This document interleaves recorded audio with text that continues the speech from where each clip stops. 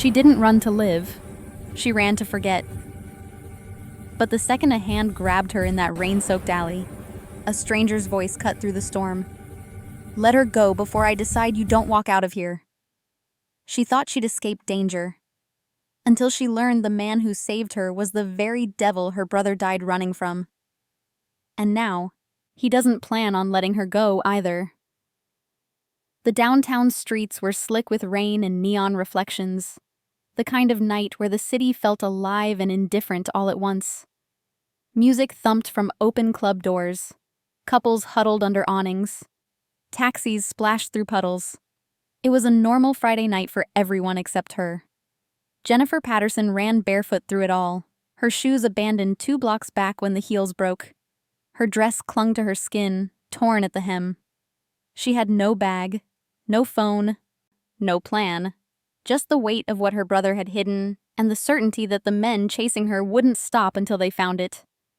She'd been running for weeks now, ever since Jeremy's funeral, ever since the first threat came scrawled on her apartment door. "They know what he took. They know you have it." But she didn't have it. She didn't even know what it was. Her lungs burned. The rain made everything a blur. She thought she'd lost them when she cut through the alley behind the bar, until fingers locked around her wrist and yanked her backward. "Not so fast, sweetheart." The man's breath reeked of whiskey. His grip was too tight, his smile too wide. Jennifer had learned not to scream. Screaming only brought more attention, more questions, more danger. She twisted, trying to pull free, but the rain made her weak. Made everything slippery and desperate. Then everything stopped. "Let her go." The voice came from behind them. Low, steady, not loud, but the kind of voice people obeyed before they even understood why. A man in a gray suit stepped out of the shadows like he'd been waiting there all along. Tall, broad-shouldered, his shirt unbuttoned at the collar, tattoos curling like smoke beneath the wet fabric. His expression was stone. His eyes were darker than the storm. His suit was too expensive for a random Friday night. His presence was too controlled. The drunk's grip loosened slightly. "Hey man, you were just leaving." It wasn't a suggestion. The man in gray didn't raise his voice. He didn't even move. He just lifted one hand, barely a gesture, and 2 men in black emerged from the rain like ghosts. They didn't speak. They didn't need to. Within seconds, the drunk was gone, dragged backward into the night without a sound. Jennifer stood there, shaking, rain streaming down her face. Her savior watched her with the kind of calm that felt more dangerous than the man who'd grabbed her. "Who are you?" she whispered. "The man who just kept you from making a worse mistake than running."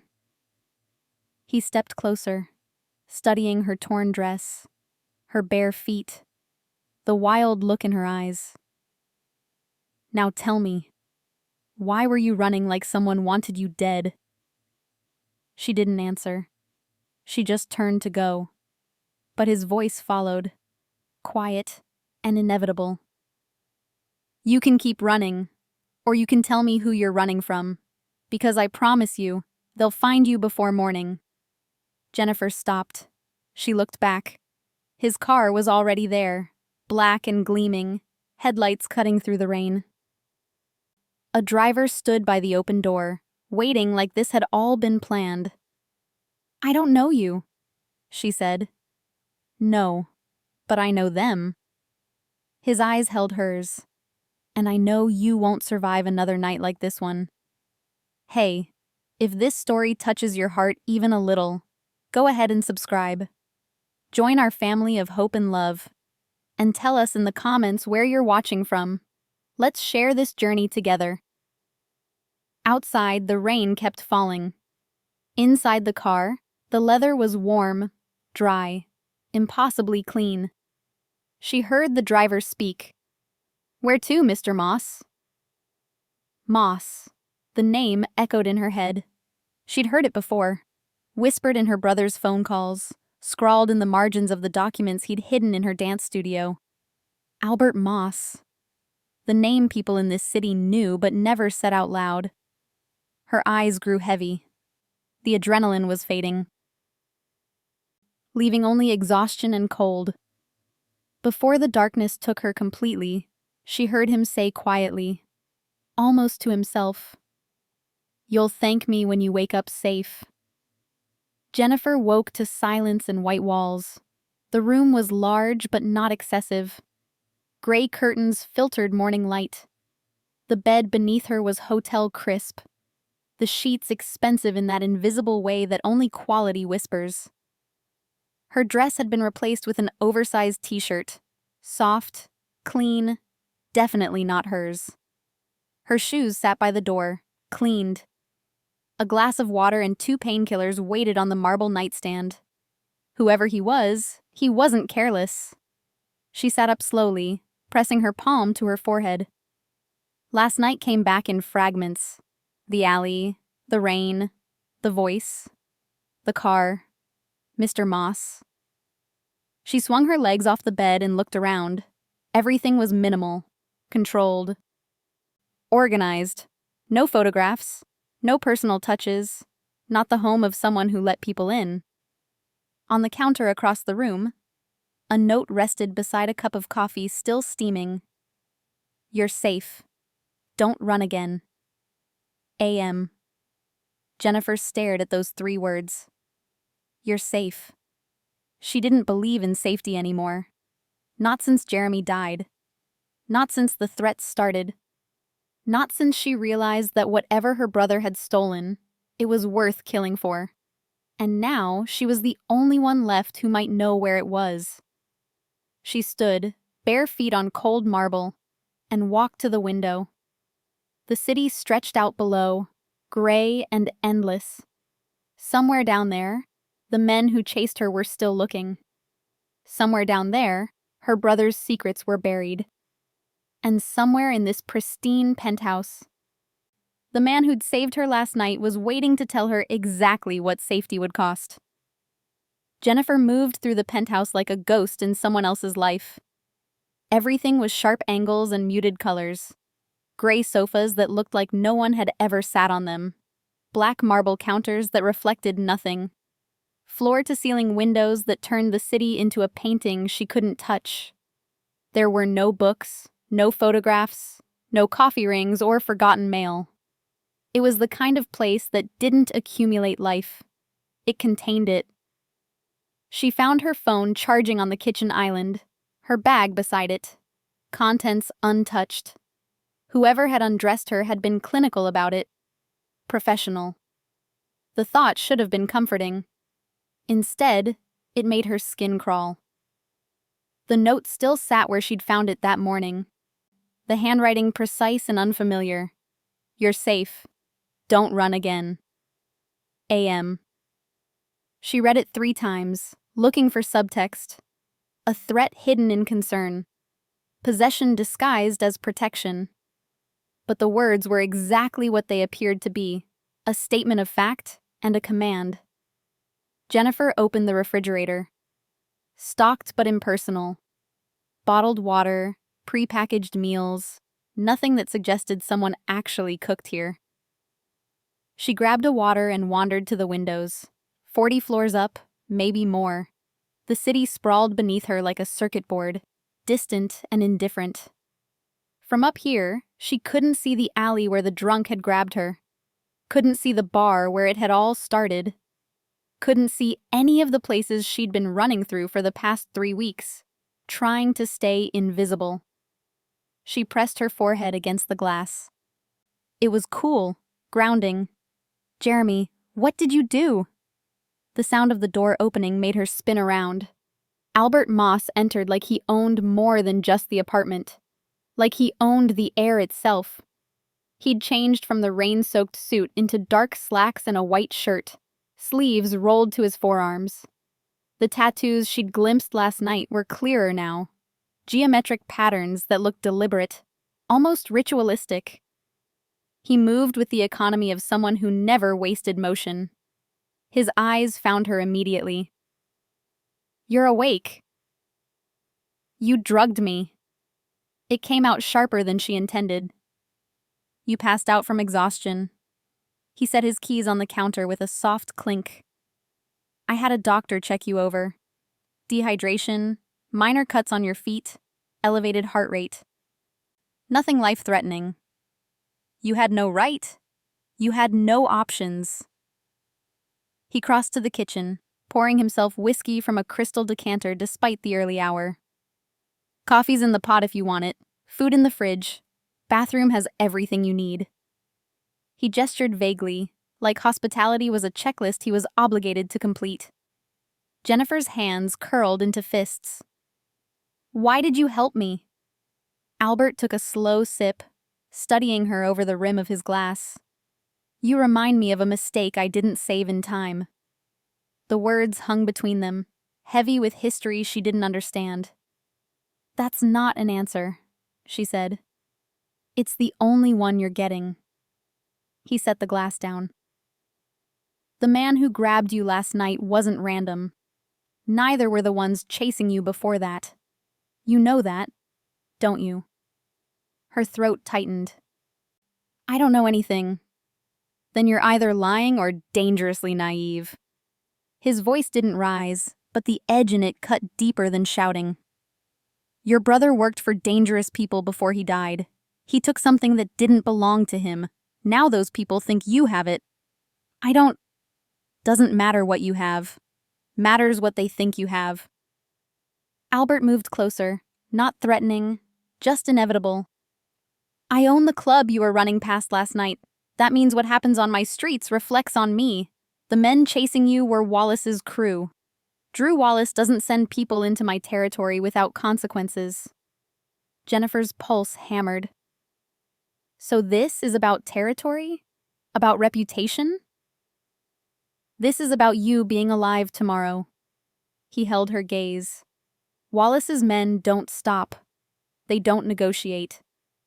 They burn through problems until nothing's left.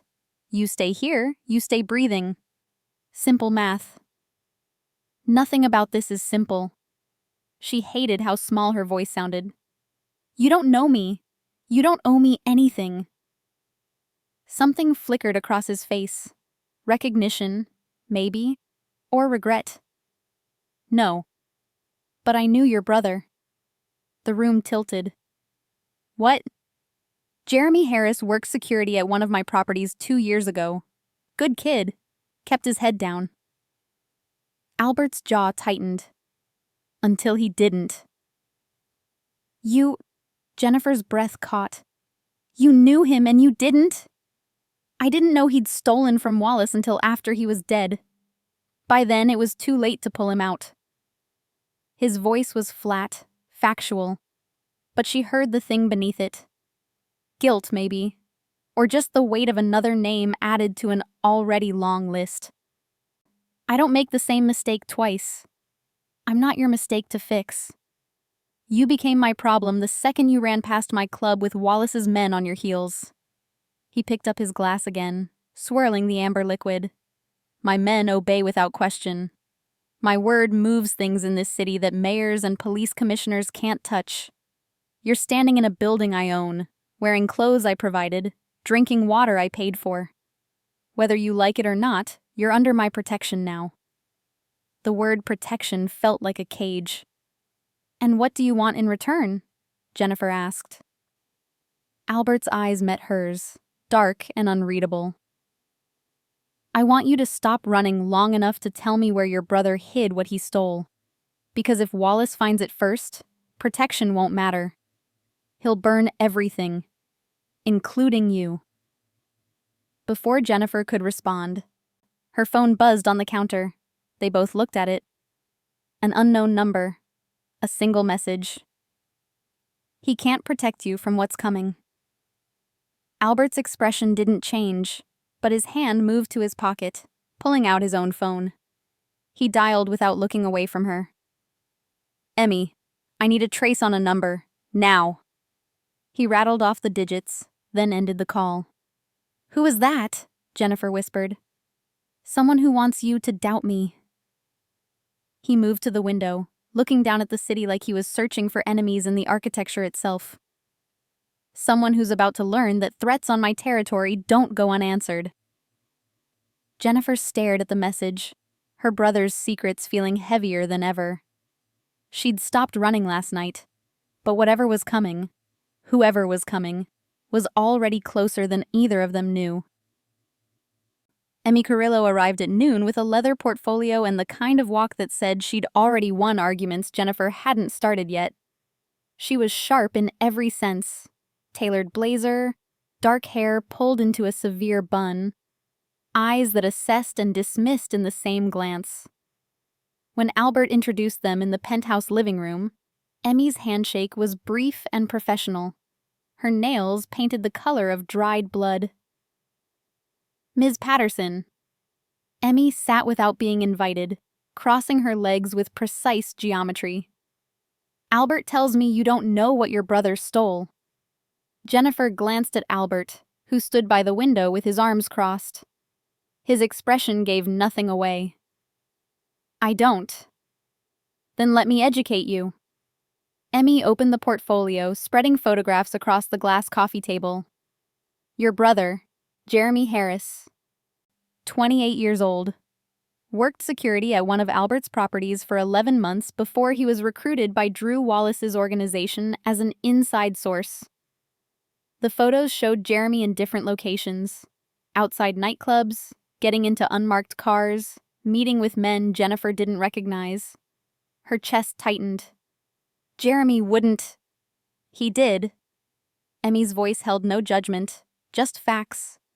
Wallace paid him $40,000 over 6 months to provide information about Albert's operations, security schedules, shipment routes, financial vulnerabilities. Jennifer's hands curled into fists. "You're lying." "I wish I was."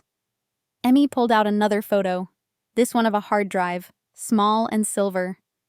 3 weeks before he died, Jeremy downloaded this: a digital ledger containing 5 years of transaction records between Wallace's syndicate and corrupt federal agents.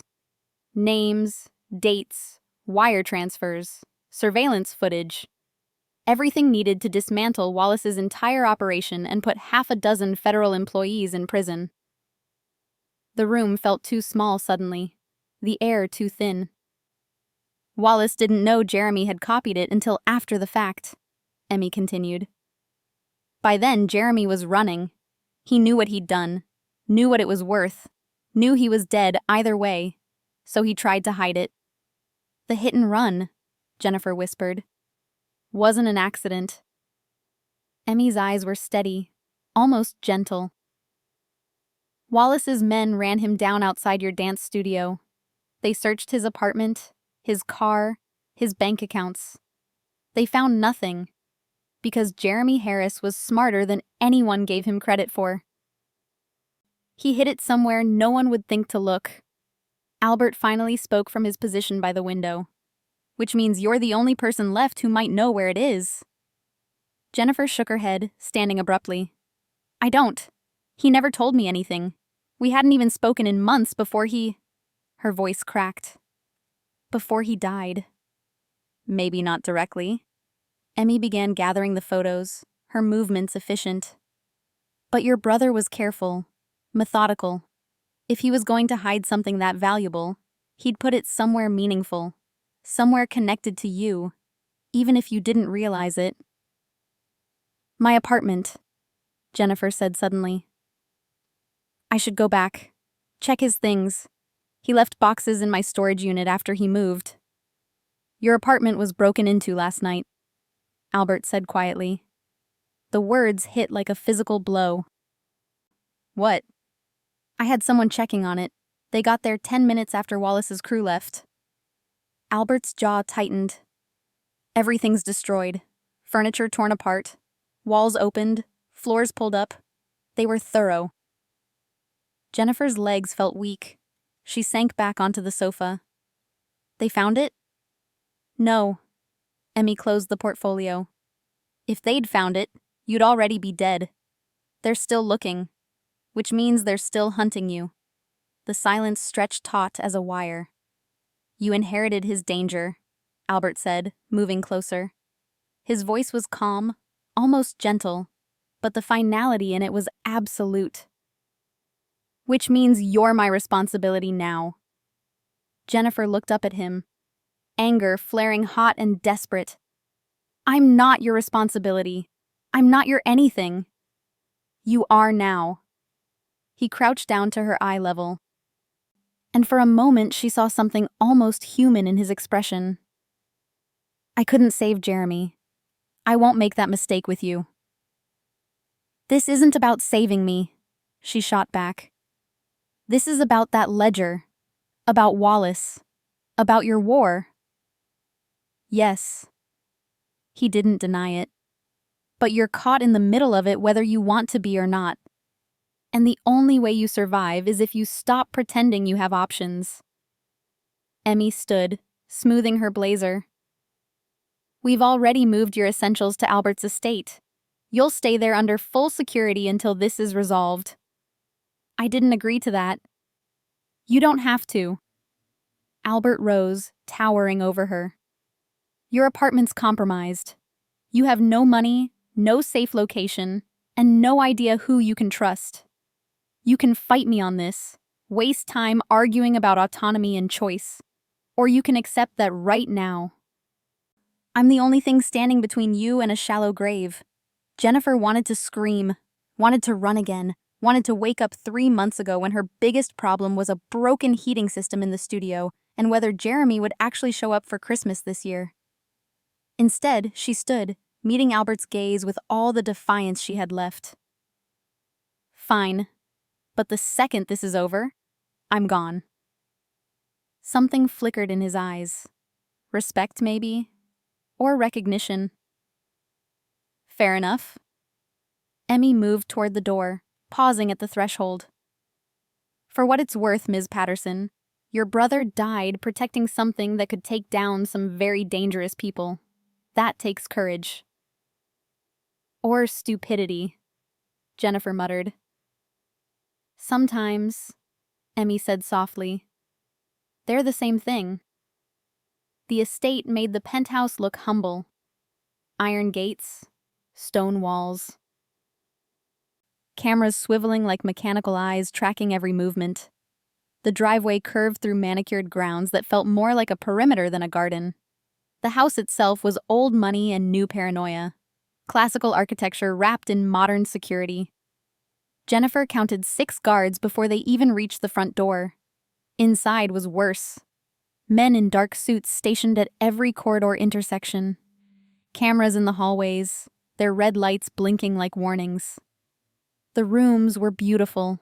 Hardwood floors, crown molding, furniture that probably cost more than her annual salary. But beauty didn't change what this place was. A cage. Albert showed her to a bedroom on the 2nd floor. Everything you need is here. There's a panic button by the bed. Press it and 4 men arrive in under 30 seconds. How comforting, Jennifer said flatly. He didn't react to her sarcasm. Dinner's at 7. Emmy will bring files for you to review. Photos of your brother's known associates. Locations he frequented. Anything that might help us find the ledger. And if I don't want to help? Albert stopped at the door, his back to her. Then Wallace finds it first. And everyone your brother died to protect goes down anyway. Your choice. He left before she could respond. Jennifer spent the afternoon pacing the room like a trapped animal. She tried the windows, locked from the outside. Tried the door, opened freely, but the hallway beyond was patrolled by silent men who nodded politely and blocked her path without speaking. You're safe because I allow it. The words hadn't been spoken yet, but she felt them in every locked window, every camera, every guard who smiled and called her ma'am while making sure she went nowhere alone. By 7, her anger had crystallized into something cold and sharp. The dining room was obscenely elegant. A table that could seat 20, set for 3. Albert sat at the head, reading something on his phone. When Jennifer entered, he gestured to the chair beside him without looking up. Where's Emmy? Jennifer asked, remaining standing. Not coming. He set the phone down. Someone else wanted to meet you." The woman who entered was stunning in the way that made Jennifer immediately aware of her own torn cuticles and unwashed hair. Mid-30s, blonde, wearing a cream dress that probably cost more than Jennifer's entire wardrobe. Her smile was polite and sharp as a scalpel. "Charlotte Martin," she said, extending a hand. "Albert's legal advisor." Jennifer shook it, feeling underdressed and outmaneuvered. "Jennifer Patterson." "I know." Charlotte sat across from her with fluid grace. "Albert's told me about your situation." The pause before situation felt deliberate. Dinner was served by silent staff. 3 courses Jennifer barely tasted. Charlotte spoke easily about nothing: weather, city politics, a gallery opening next month. Albert said little, but his presence dominated the table anyway. It wasn't until dessert that Charlotte's mask slipped. "You should know," she said, setting down her wine glass with delicate precision. "Albert doesn't save people. He rebuilds them until they look like him." Jennifer glanced at Albert, expecting anger. Instead, he looked almost amused. "Charlotte has opinions," he said mildly. "Charlotte has history."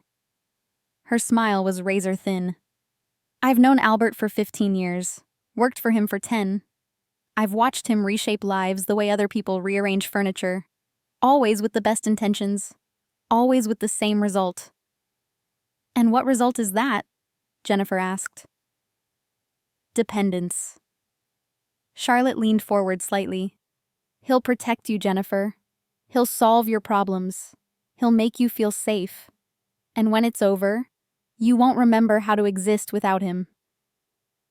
"That's enough," Albert said quietly. But Charlotte wasn't finished. "I was you once. Different circumstances, same pattern. He saved me from a bad situation, gave me purpose, made himself indispensable. It took me 5 years to realize I'd traded one cage for another." Albert stood, his chair scraping against hardwood. "Jennifer, you're free to leave whenever you want. Charlotte knows that. She stayed because she chose to, just like you're choosing to stay now." "Am I?" Jennifer met his eyes. "Because it doesn't feel like a choice." He didn't answer, just walked out, leaving his half-finished dessert and the weight of Charlotte's words behind him. Jennifer couldn't sleep. At midnight, she wandered the hallways, expecting guards to stop her. They didn't. They just watched, silent sentinels marking her movement through the house. She found Albert in a room at the end of the east wing. No guards at this door, no cameras visible. Through the gap, she saw him standing before a fireplace, shirt unbuttoned, staring into flames that cast shadows across his skin. His chest was mapped with scars. Not tattoos, scars. Deliberate lines and burn marks that told stories of violence she couldn't begin to imagine. He sensed her presence, turning slightly. "Can't sleep?" Jennifer should have left. Should have gone back to her gilded cage and pretended she hadn't seen this. Instead, she stepped inside. Charlotte said, "Charlotte says a lot of things." He turned back to the fire. "Most of them true." "Are you going to rebuild me?" The question came out smaller than she intended. Albert was quiet for a long moment. "I'm going to keep you alive. What you build after that is up to you." Jennifer watched the firelight play across his scars, across the weariness in his shoulders. For the first time since last night, she saw past the armor, saw the man who paced sleepless halls and stared into fires like they held answers he'd stopped believing in. "Who did this to you?" she asked, gesturing to the scars. "People I trusted." His voice was flat, factual. "A long time ago." "Do you trust anyone now?" Albert looked at her finally, and something in his expression was almost honest. "I'm trying to." Jennifer didn't know what to say to that, so she just stood there, 2 broken people in a room full of ghosts, and wondered which of them would break first. Jennifer waited until 3 in the morning, when even the guards' vigilance softened into routine. Emmy had brought boxes earlier that evening, Jeremy's belongings salvaged from storage before Wallace's men could find them. "Everything we recovered," she'd said, stacking them in the corner of Jennifer's room. "Bank statements, old phones, notebooks. If there's a clue, it's in here." Now, surrounded by the debris of her brother's life, Jennifer felt like an archaeologist excavating a stranger. Jeremy had always been secretive, even as kids. Password protecting his computer at 12.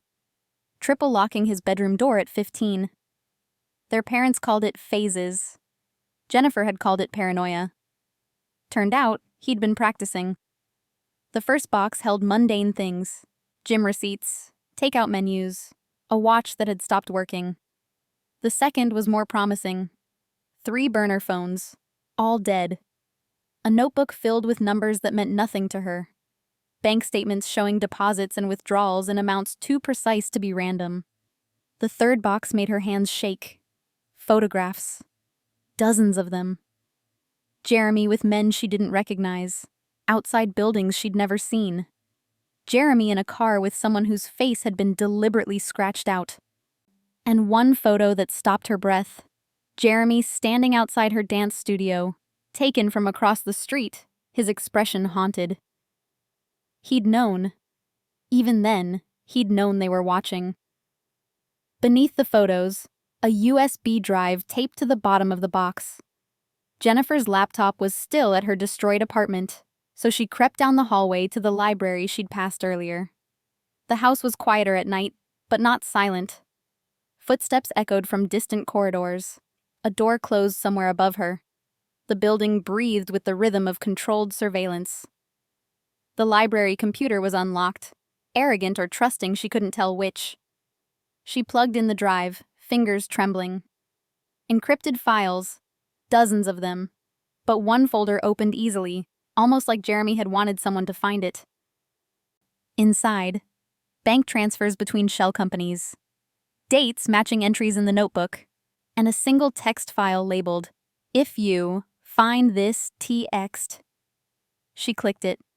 "If something happens to me, find Drew. He has what you need. Don't trust anyone else. Not even Albert. Especially not Albert." "I'm sorry, Jen. I tried to get out.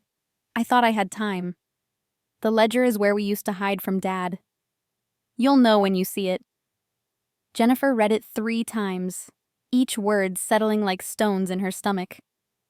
Where we used to hide from Dad. Their childhood home had been sold years ago, but there had been a place, a crawl space behind the water heater in the basement. Too small for adults, perfect for 2 scared kids waiting for their father's rage to burn out. Jeremy had stashed comic books there. Jennifer had hidden report cards. If Jeremy wanted her to find something only she would understand. "What are you doing?" Albert's voice cut through the silence like a blade. Jennifer spun around, heart hammering. He stood in the doorway, still dressed despite the hour, his expression dark and unreadable. "Research," she said, trying to sound casual. "Emmy said I should—" "That's not Emmy's file." He moved closer, eyes fixed on the screen. "That's a private drive. Where did you get it?" "It was Jeremy's, in his things." She didn't step away from the computer. "He left a message. He says the ledger is—" Albert's hand shot out, slamming the laptop closed. "You're not ready for what that file holds." "Then tell me what you're hiding." Jennifer stood, anger overriding caution. "Everyone keeps saying Jeremy worked for you, then Wallace, then stole something that got him killed. But nobody tells me the whole truth. Not you, not Emmy, not even my own brother when he had the chance. Because the truth gets people killed." Albert's voice was low, dangerous. "Your brother learned that. I'm trying to keep you from learning it the same way." "I'm already learning it." She shoved at his chest, pointless, like pushing a wall. "They broke into my home. They're hunting me. Someone just told me not to trust you, and you won't even tell me why I should. Because I'm trying to protect you. By controlling me. By deciding what I can know, where I can go, who I can talk to. Her voice cracked. I'm not your responsibility, Albert. I'm not your prisoner. I'm just someone trying to understand why my brother died. Something in his expression shifted, armor cracking, revealing the raw thing beneath. You want to know what I'm hiding? Your brother didn't just steal from Wallace. He stole from me too. Same file, different sections. He had dirt on everyone, including operations I've spent years keeping off record. If that ledger surfaces, it doesn't just take down Wallace. It takes down half the city, including me. The confession hung between them, heavy and terrible. So this was never about protecting me, Jennifer whispered. This was about protecting yourself. It's about both. Albert stepped closer, and she could smell whiskey and smoke on him. I won't let Wallace have that ledger, and I won't let him have you. You don't get to decide. He kissed her. Fierce, conflicted, desperate. A collision more than a connection. His hands framed her face, keeping her close when she tried to pull away. It wasn't gentle. It wasn't romance. It was survival disguised as passion, two people drowning and dragging each other down. Jennifer's hands fisted in his shirt, torn between pushing him away and pulling him closer. She could taste anger on his lips, feel desperation in the way his fingers tangled in her hair. This wasn't about want. It was about need, primal and dangerous and completely wrong. When they broke apart, both breathing hard, his forehead rested against hers. I can't lose you, he said quietly. I can't lose someone else because I didn't act fast enough. This isn't saving me. Her voice was barely a whisper. This is drowning together. Before Albert could respond, glass exploded. The window behind them shattered inward, the sound deafening in the quiet library. Albert moved on instinct, throwing Jennifer to the floor and covering her body with his own. Footsteps pounded in the hallways, guards responding, weapons drawn. When the chaos settled, Albert stood slowly, helping Jennifer up. Her hands were shaking, small cuts from glass speckling her arms. The bullet had embedded itself in the wall, but it was the window that made her blood run cold. Carved into the remaining glass, letters scraped deep enough to catch moonlight. You should have kept running. Albert's phone was already out, barking orders. Lock down the estate. I want every camera checked, every access point secured. Someone got close enough to take that shot. Find out how. Emmy arrived minutes later, flanked by armed men. She assessed the scene with cold efficiency. The shot came from the tree line, eastern perimeter. They're gone now. They weren't trying to kill her, Albert said quietly, staring at the message. They were sending a warning. To who? Jennifer asked. Me? Or you? His jaw tightened. Both. Emmy moved closer, voice low. This changes things. If Wallace knows she's here, knows we're protecting her, then he's escalating. Albert turned to Jennifer, his expression granite. You don't leave this house. You don't go near windows.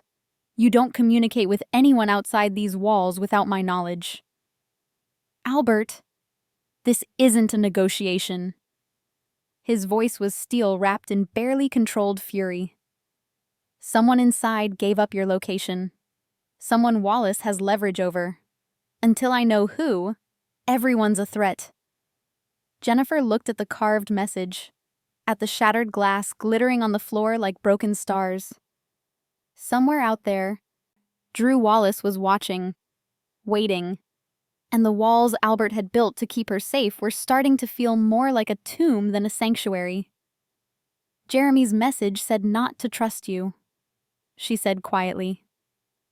Albert met her eyes, and for once, his expression was completely honest. Maybe he was right. The house transformed overnight from sanctuary to prison. Guards tripled. Movement restricted. Jennifer wasn't allowed to leave her room without escort. Even meals were brought to her. Elegant plates delivered by silent staff who wouldn't meet her eyes. 3 days of isolation. 3 days of watching Albert become someone harder, colder, more dangerous. He barely spoke to her now, his attention consumed by hunting the leak. Emmy reported daily. Still searching. We've reviewed every communication, every access log. Whoever talked to Wallace knew how to cover their tracks. On the 4th day, Pat Hutchinson didn't show up for his morning briefing. Jennifer heard the commotion from her room. Raised voices, slamming doors. Albert's fury radiating through the walls like heat from a furnace. She opened her door to find Emmy standing in the hallway, face pale. What happened? Emmy hesitated, then seemed to make a decision. Pat's missing. He was last seen leaving a meeting downtown, with Drew Wallace. The name hit like a physical blow. Albert's right-hand man? For 12 years. Emmy's voice was tight. If Pat's turned, or been taken... Where's Albert? You don't want to see him right now. But Jennifer was already moving, following the sound of breaking glass to Albert's office. The room looked like a war zone. A chair overturned. A laptop smashed against the wall. Albert stood at his desk, both hands planted on the surface, breathing like he'd been running. His knuckles were bleeding. "Get out," he said without looking up. "Emmy told me about Pat." "I said get out." Jennifer closed the door behind her instead. If Wallace has him, then Pat's already dead. Albert's voice was hollow. Or he's talking. Either way, everything I've built is compromised. What did Wallace say? Finally, Albert looked at her. His eyes were devastated. He wants you. Pat in exchange for Jennifer Patterson. Alive and unharmed, delivered to a location of his choosing by midnight tonight. The room spun slightly. And what did you tell him? What do you think I told him? Albert moved around the desk, and she saw how tightly he was holding himself together. That he can rot in hell. That I'll burn his entire operation before I hand you over. That Pat knew the risks when he took this job. Pat has a family, Jennifer said quietly. Everyone has a family. Albert's laugh was bitter. That's the leverage Wallace uses. That's how he gets inside people's heads. He finds what they love and threatens to take it away. Jennifer thought about Jeremy. About the desperation that must have driven him to steal from both sides.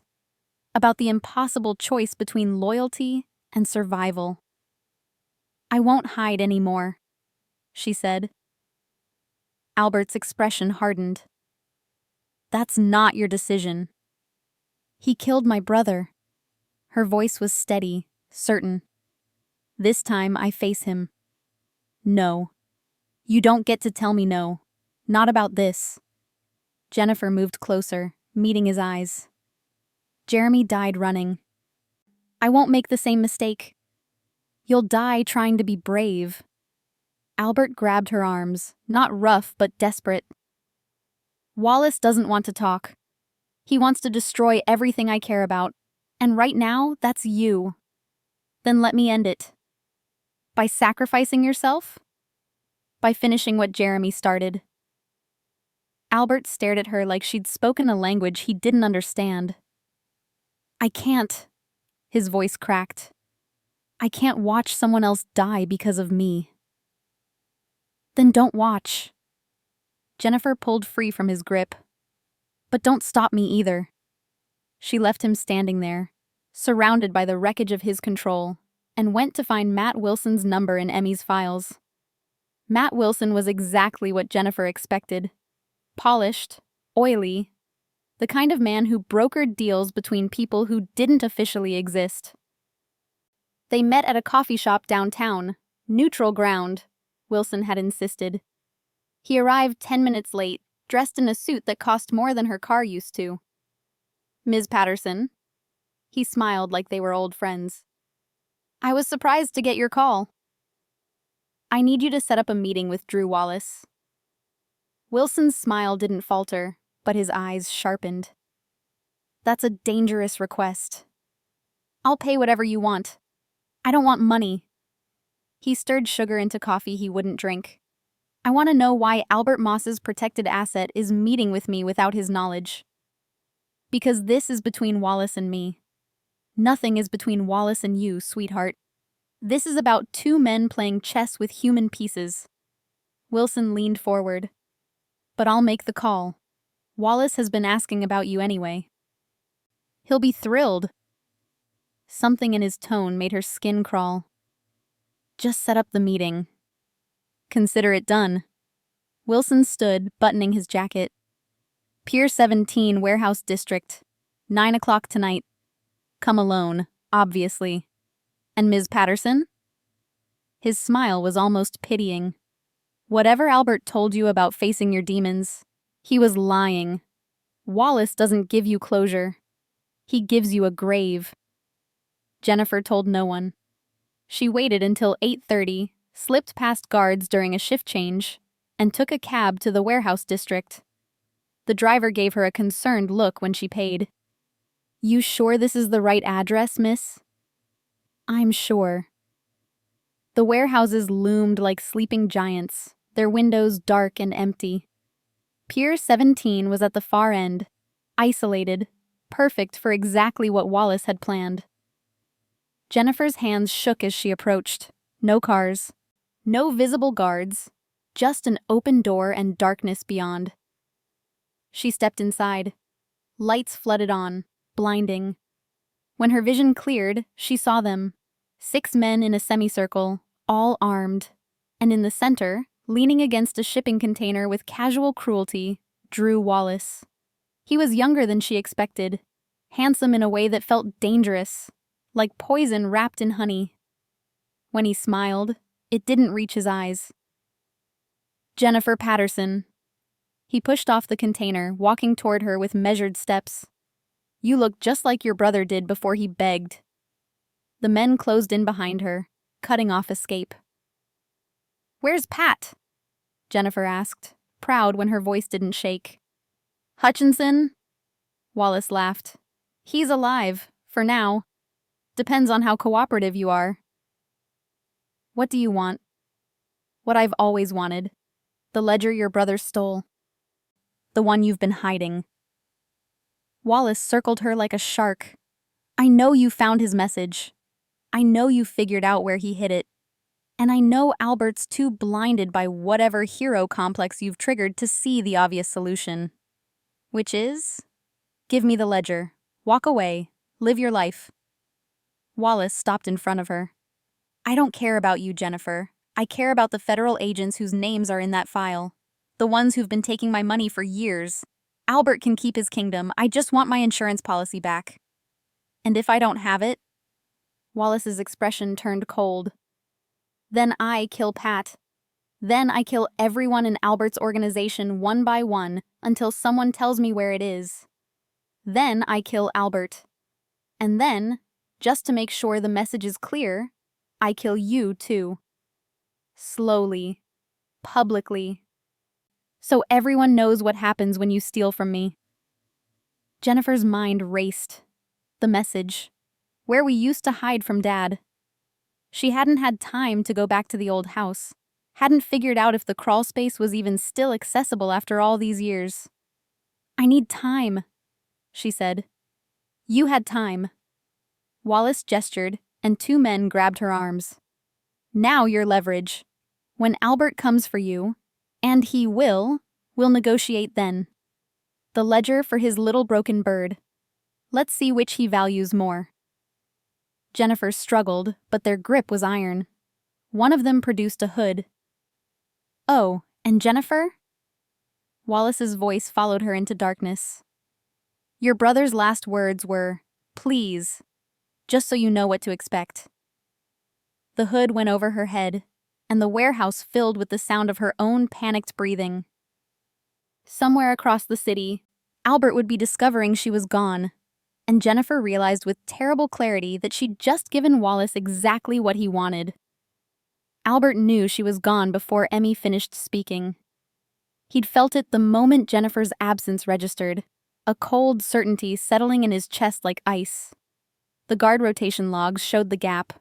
The security footage revealed her slipping through during the shift change. And Matt Wilson's phone records, pulled within minutes, confirmed the rest. "She contacted Wilson 6 hours ago," Emmy said, her voice tight. "He set up a meeting with Wallace. Pier 17. She went alone." Albert's fist connected with the wall, plaster cracking under his knuckles. Blood bloomed across white paint, but he didn't feel it. Didn't feel anything except the roaring void where his control used to be. "How long ago?" 30 minutes. He was already moving, grabbing his jacket, his gun, his phone. "Get everyone. Every man we have. I want Wallace's locations mapped, his routes tracked, his safe houses burned. If he has her, I want to know where within the hour."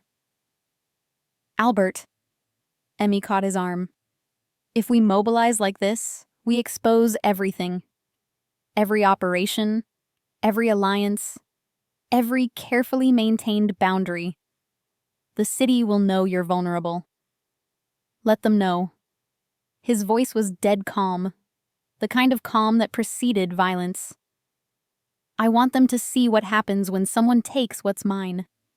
Within 20 minutes, his world began to fracture. His clubs were raided. Not by police, by rivals sensing blood in the water. Alliances he'd spent years building crumbled as associates hedged their bets. Wallace's people emerged from shadows, emboldened by Albert's desperation, targeting his operations with surgical precision. Albert watched his empire burn and felt nothing. Just the singular focus of a man who'd finally found something worth more than power. Charlotte found him in his office at 4 a.m, surrounded by maps and casualty reports. "You're destroying everything you built," she said without preamble. "For one woman." Albert didn't look up. "You come here to lecture me or help? To remind you who you are." Charlotte moved closer, her elegance unshaken by the hour or the chaos. "You're Albert Moss. You don't make emotional decisions. You don't sacrifice kingdoms for individuals. You're the man who taught me that survival requires calculation, not sentiment." "Maybe I was wrong." "You weren't." Her voice softened slightly. "I know what she means to you, but if you tear down everything to save her, what will you have left to offer when she's safe? Who will you be without your empire?" Albert finally met her eyes. "She's not just a woman, Charlotte. She's the only thing that makes this worth anything." The words hung between them, a confession he'd never meant to speak aloud. Charlotte studied him for a long moment, then nodded slowly.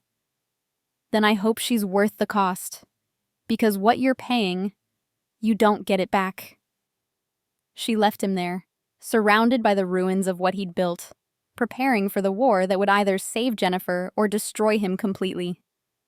Jennifer woke in darkness, her head throbbing, wrists bound behind her back. The hood was gone, but the room was windowless. Concrete walls, a single bare bulb, the smell of oil and rust. A warehouse, she guessed. Somewhere near water. She could hear waves lapping against pilings. 2 guards stood by the door, bored and armed. They barely glanced at her when she stirred. Think, Jeremy's message. Where we used to hide from Dad. The crawl space. Their childhood home. But she'd never gotten there, never confirmed if the ledger was even...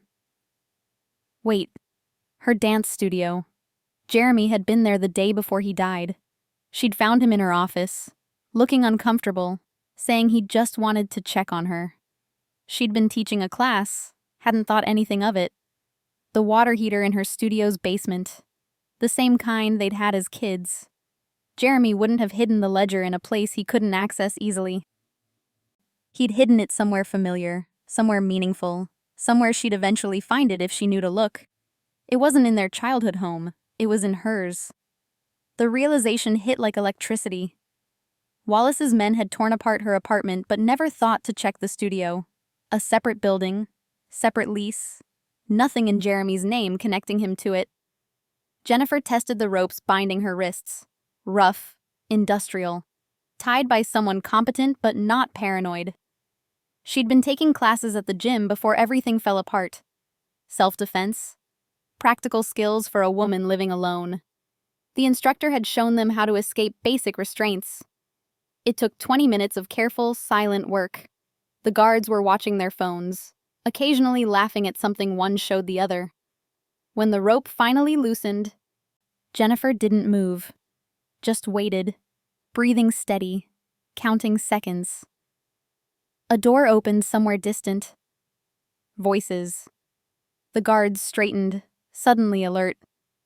"Boss wants her moved before dawn," one said. "Get her up." Now. Jennifer surged forward as the first guard approached, ramming her shoulder into his gut. He went down hard, his gun clattering away. The second guard raised his weapon but hesitated. Wallace wanted her alive. That hesitation cost him. Jennifer grabbed the fallen gun, her hands shaking, and fired. The shot went wide but close enough to make him duck. She ran, barefoot on concrete, following the sound of water toward what she hoped was an exit. Shouts erupted behind her. More footsteps.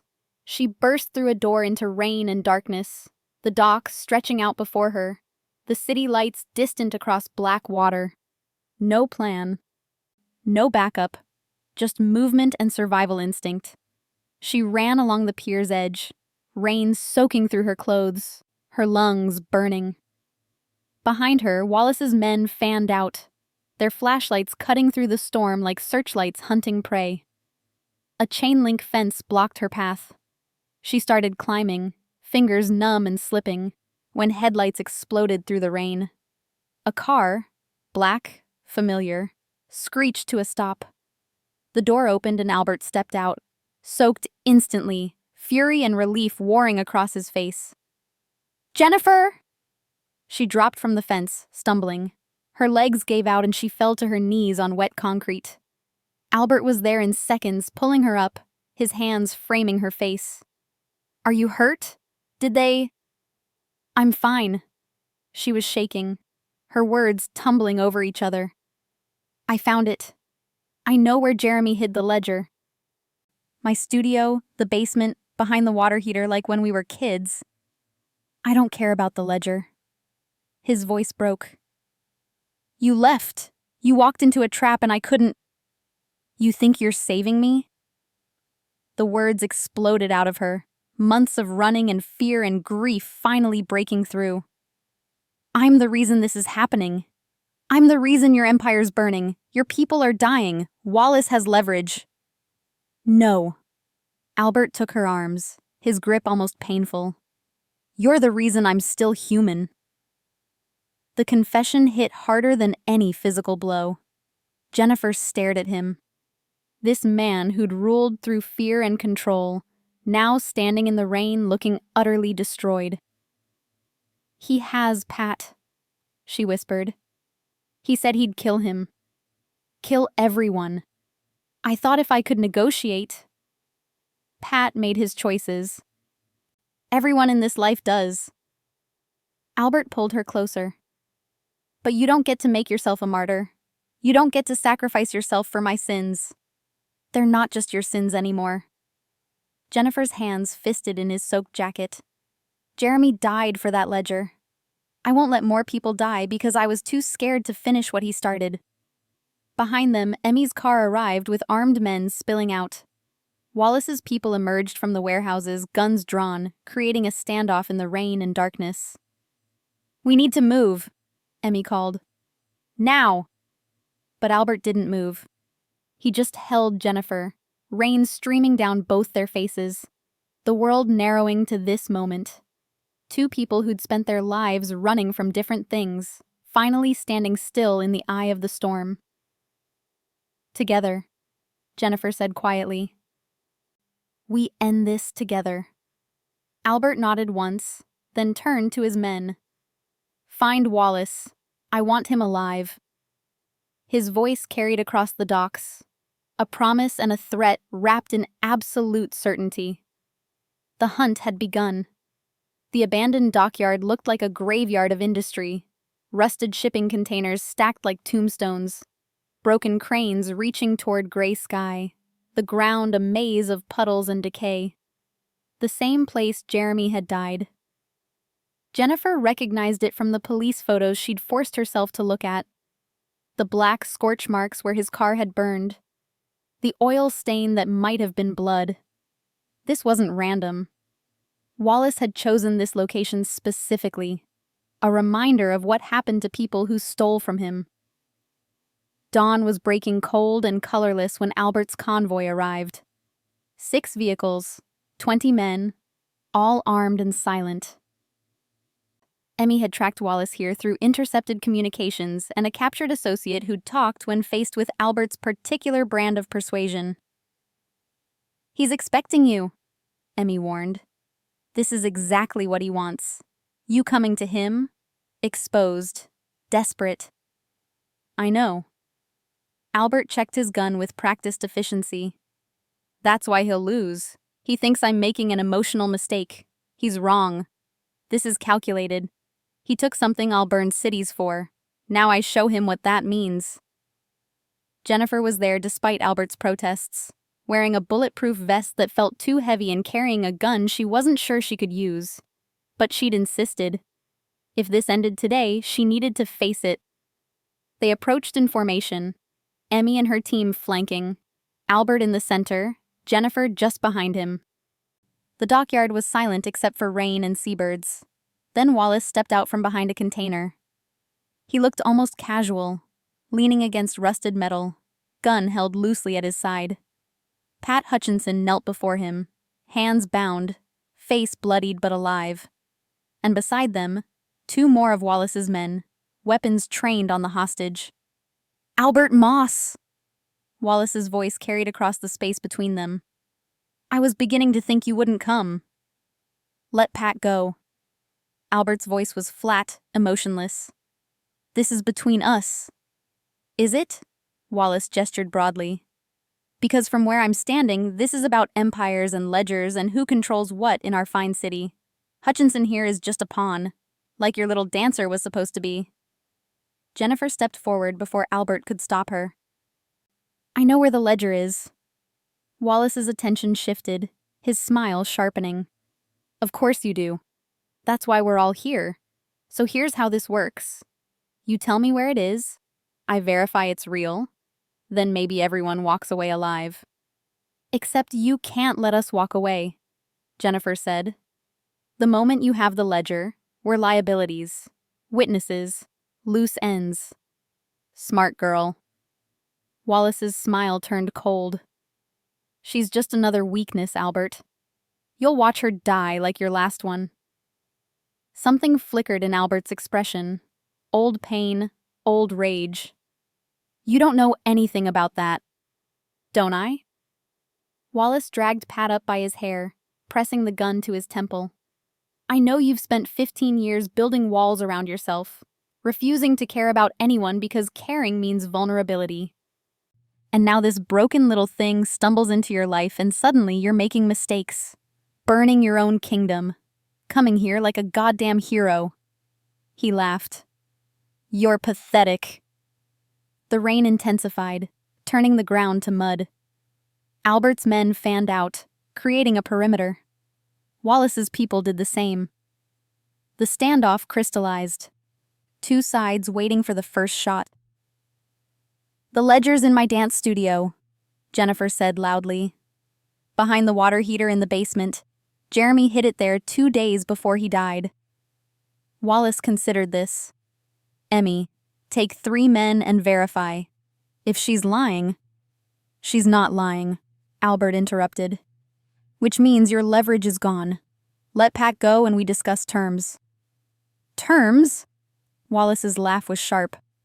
You're giving me orders? In my territory? At my mercy. This was never your territory, Albert said quietly. You just borrowed it while I was distracted. Wallace's expression darkened. He raised his gun, pointing it directly at Jennifer. Last chance, the ledger and the girl, or everyone dies right here. Time seemed to slow. Jennifer saw Albert tense, saw Emmy's hand move toward her weapon, saw Pat's eyes widen in warning. She thought about Jeremy, about the message he'd left, about all the running that had led to this moment. You should be afraid of women who stop running. She dove sideways as Wallace fired, the bullet cutting through space where she'd been standing. One of Albert's men dropped, hit in the crossfire. Then chaos erupted. Gunfire exploded across the dockyard, sharp cracks echoing off metal, men shouting, bodies moving. Jennifer scrambled behind a container, her hands finding the gun she'd been given. Her heart hammered so hard she could barely breathe. Albert charged forward through the gunfire, his focus singular and terrifying. Wallace's men tried to intercept, but Emmy's team cut them down with precision. Pat broke free during the confusion, rolling behind cover. Wallace backed up, still firing, his composure finally cracking. You think you can win this? You think? Jennifer stepped out from behind the container. Her hands shook, but her voice was steady. You should be afraid of women who stop running. She fired. The shot went wide, intentionally wide, just inches from Wallace's head. But it was enough. Enough to make him turn, to create the opening Albert needed. Albert hit Wallace like a truck, both men going down into the mud. The guns skittered away. What followed wasn't a fight. It was brutality wrapped in rage. Albert's fists connected again and again, years of control finally shattering. Albert! Emmy's voice cut through. We have company. Police en route. 3 minutes out. Albert stopped, breathing hard, Wallace barely conscious beneath him. He looked up at Jennifer, mud and blood streaking his face, and something in his expression was both terrifying and heartbreaking. Then Wallace moved. A knife, hidden, desperate, a last attempt. He lunged upward, the blade aimed at Albert's throat. Jennifer fired again.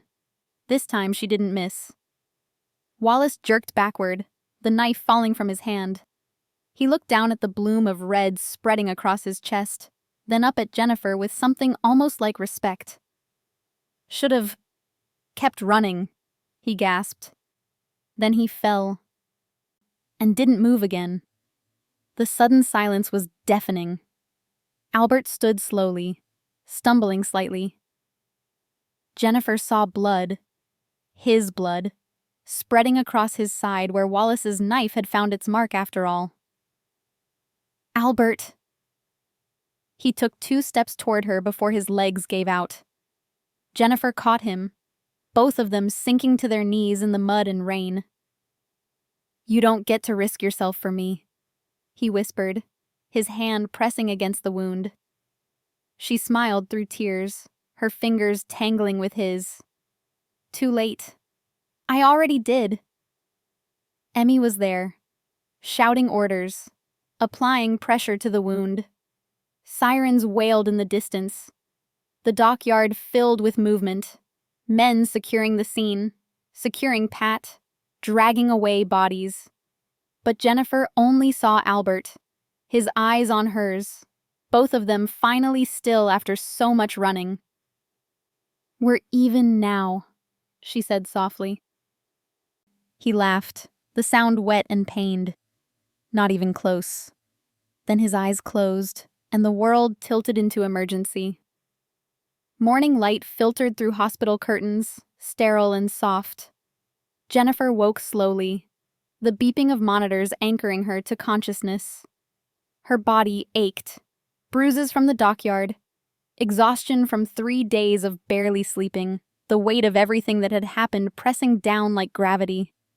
But her hand was warm.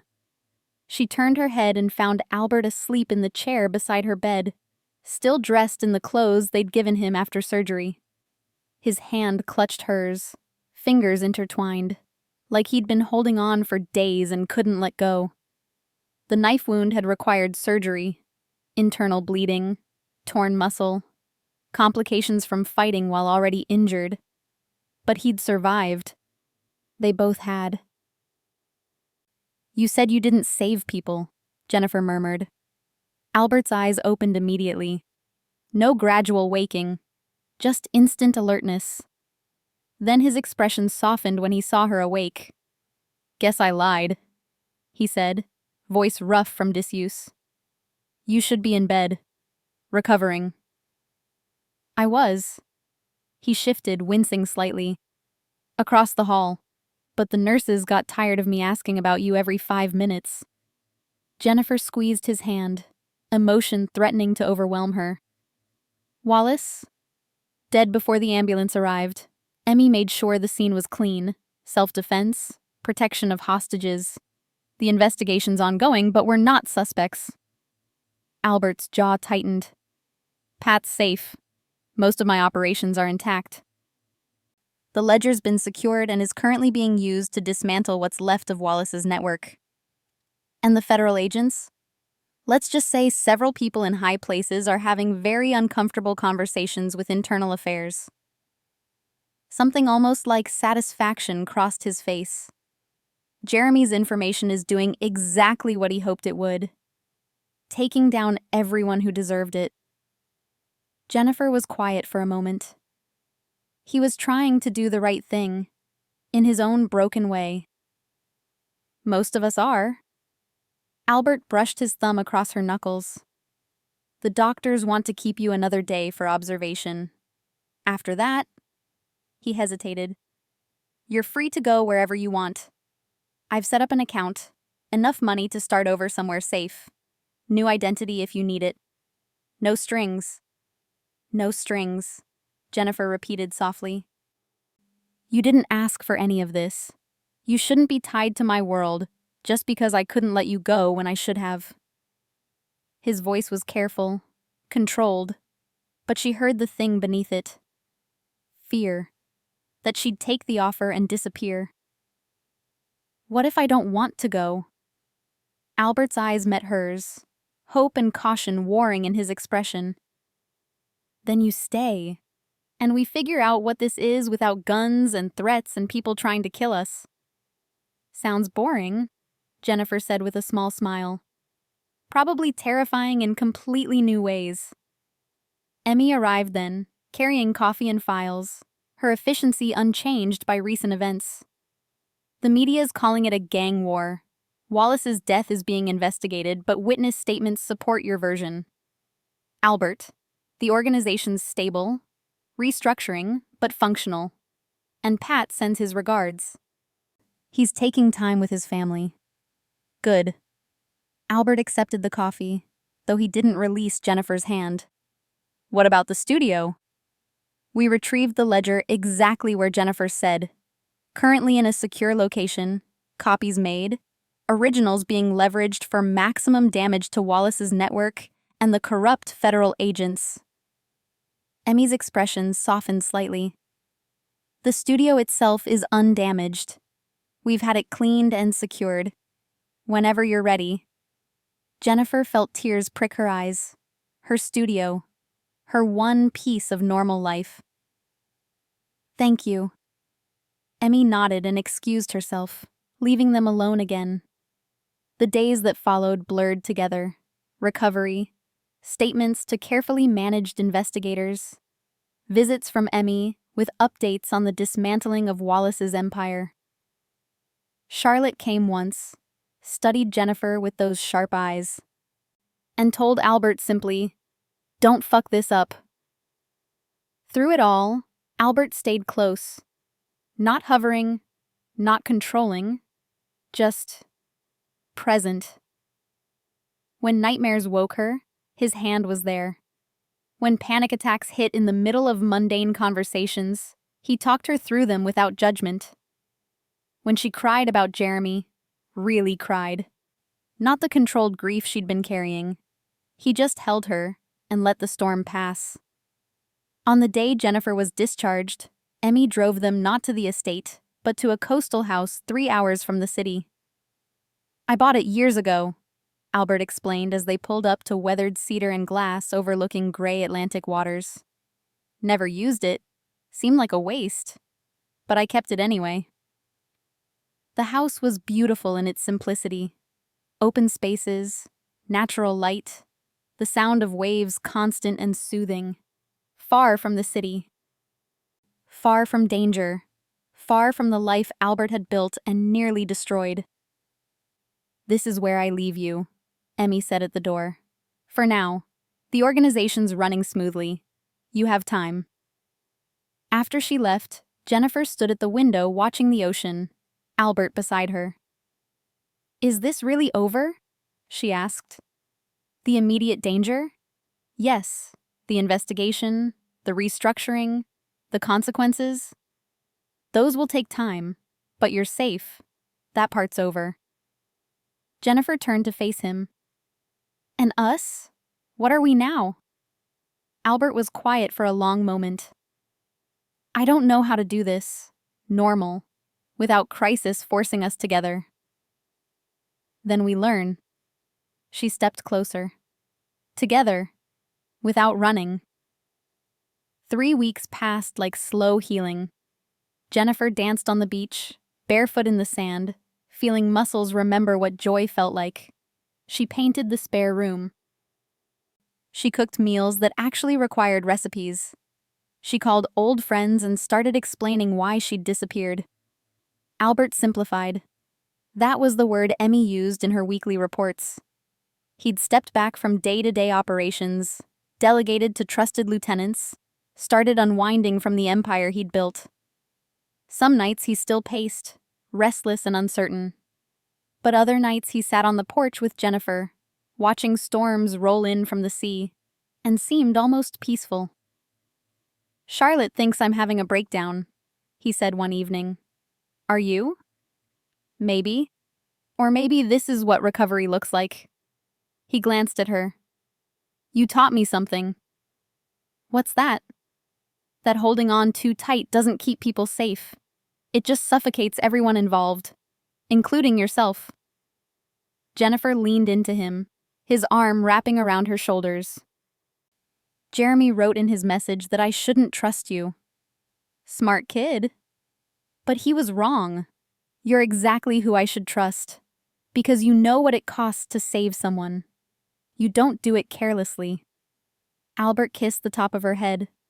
"You ran to forget your pain," he murmured. "Now you run for me?" She smiled, tilting her face up to meet his eyes. "No, I run because you finally stopped chasing." The ocean wind picked up, salt sharp and cold. Jennifer stood, pulling Albert with her toward the water's edge. They walked in comfortable silence, waves washing over bare feet, the city and its violence feeling like someone else's memory.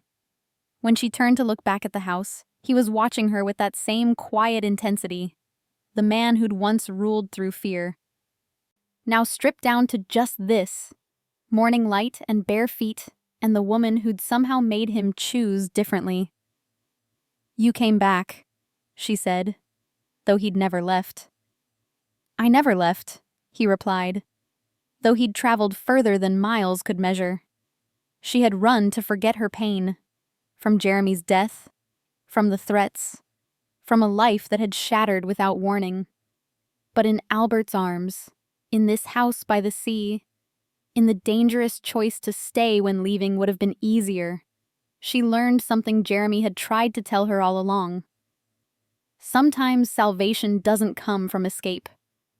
It comes from the danger you choose to face, from standing still when everything screams run, from trusting the man who saved you, not despite his darkness, but because he'd shown you his, and asked nothing in return except your truth. Jennifer took Albert's hand, leading him back toward the house as morning broke gold across the water. They'd both stopped running, and for the first time in years, the future felt like something worth staying for. If you felt something while watching, please subscribe. That's how I know these stories mean something to you. Even on your TV, take a second to join our community of story lovers. Your support keeps this world of emotions alive.